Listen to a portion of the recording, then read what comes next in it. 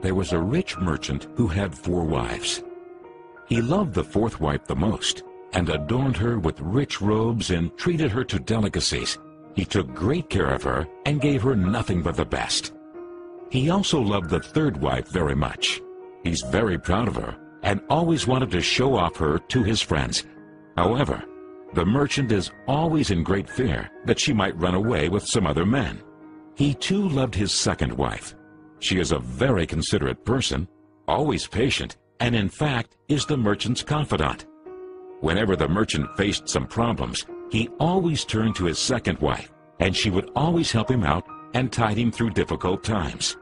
Now the merchant's 1st wife is a very loyal partner and has made great contributions in maintaining his wealth and business, as well as taking care of the household.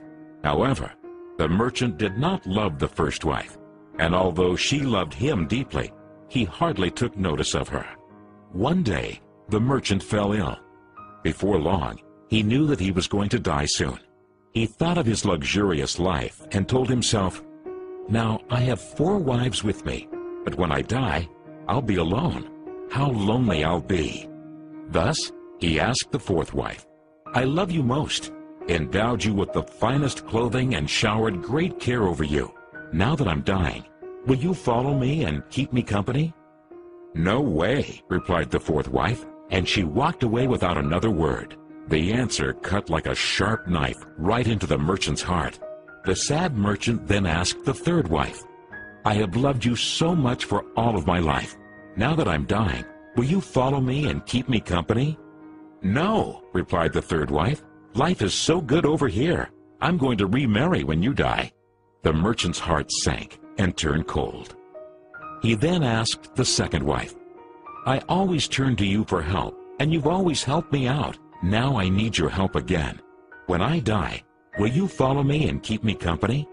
"I'm sorry, I can't help you out this time," replied the 2nd wife. "At the very most, I can only send you to your grave." The answer came like a bolt of thunder, and the merchant was devastated. Then a voice called out, "I'll leave with you. I'll follow you no matter where you go." The merchant looked up, and there was his 1st wife. She was so skinny, almost like she suffered from malnutrition. Greatly grieved, the merchant said, "I should have taken much better care of you while I could have." Actually, we all have 4 wives in our lives. The 4th wife is our body.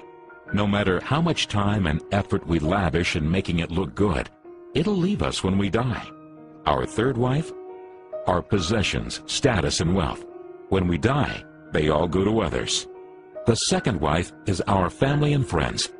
No matter how close they had been there for us when we're alive, the furthest they can stay by us is up to the grave. The 1st wife is in fact our soul, often neglected in our pursuit of material, wealth, and sensual pleasure. Guess what? It is actually the only thing that follows us wherever we go.